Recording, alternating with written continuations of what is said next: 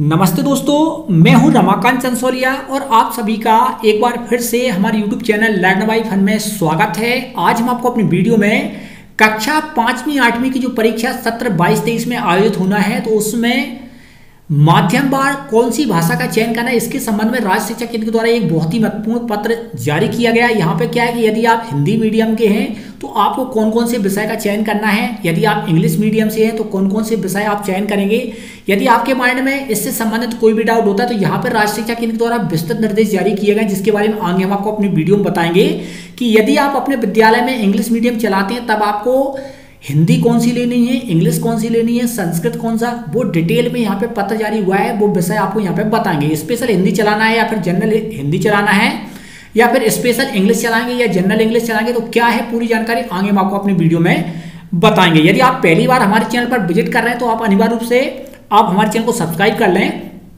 साथ ही साथ वीडियो को ज़्यादा से ज़्यादा शेयर करें शिक्षक साथियों को, जिससे कि उनके माइंड में यदि इस प्रकार की प्रॉब्लम आती है, डाउट आता है, तो वो क्लियर इस वीडियो के माध्यम से कर सकें। तो यहाँ पे क्या पत्र जारी हुआ आप देख सकते हैं। यहाँ पे राज्य शिक्षा केंद्र के द्वारा 10 अक्टूबर 2022 को पत्र जारी किया समस्त जिला शिक्षा अधिकारी और जिला परिषद समन्वयक के लिए।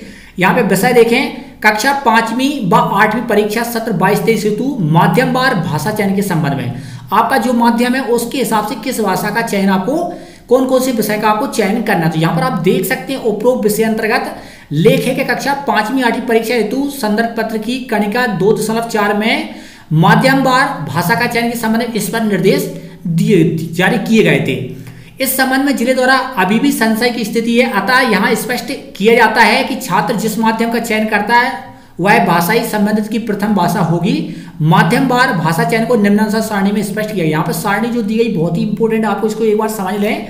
यदि मान लीजिए कोई बच्चा हिंदी माध्यम से अगर है तो यहाँ पर आप देख सकते हैं सारणी को देखें। प्रथम आप बताएं माध्यम बार भाषा का चयन कक्षा 5वीं के लिए बताया जा रहा है। यहाँ पे यदि आप हिंदी माध्यम का आप चयन करते हैं, यहाँ पे हिंदी माध्यम में यदि चयन करेंगे तो प्रथम भाषा में हिंदी विशिष्ट रहेगा, द्वितीय भाषा में अंग्रेजी सामान्य रहेगा। तो यहाँ पे ध्यान रखें, यदि हिंदी मीडियम है तब आपको कक्षा 5वीं में हिंदी विशिष्ट और अंग्रेजी सामान्य आपको चलाना है। यदि अंग्रेजी माध्यम से यदि छात्र है तो इस स्थिति में आपको अंग्रेजी विशिष्ट चलाना है और हिंदी के चलाना है, सामान्य चलाना है। साथ ही साथ यहाँ पे ध्यान रखें, यदि कोई छात्र कहीं पर किसी विद्यालय में उर्दू माध्यम से भी अगर कक्षाएं संचालित होती है तो यहाँ पर अगर उर्दू माध्यम का छात्र इस स्थिति में उर्दू विशिष्ट रहेगी, अंग्रेजी और हिंदी दोनों सामान्य रहेंगी। तो यहाँ पर ध्यान रखें, जो भाषा उसने चयन की है उसको विशिष्ट में रखा गया है और अन्य भाषाएं किसमें, सामान्य में। इसी तरीके से मराठी भाषा अगर है तो मराठी विशिष्ट रहेगी, अंग्रेजी और हिंदी सामान्य रहेंगे। तो यहाँ पर आप शॉर्टकट में इसको सीधा समझ सकते हैं। यदि हिंदी माध्यम का है तो हिंदी विशिष्ट होगी, क्योंकि जो भाषा उसने चयन की है वो विशिष्ट में रखी जाएगी और अन्य भाषा जो है उसको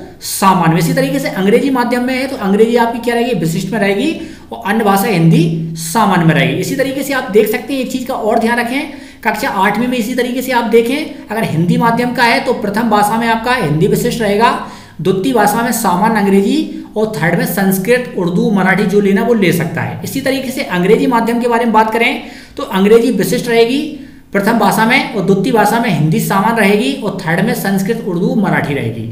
इसी तरीके से अगर उर्दू के बारे में बात करें, अगर उसका माध्यम उर्दू है तो उर्दू विशिष्ट रहेगी, अंग्रेजी हिंदी सामान्य रहेगी।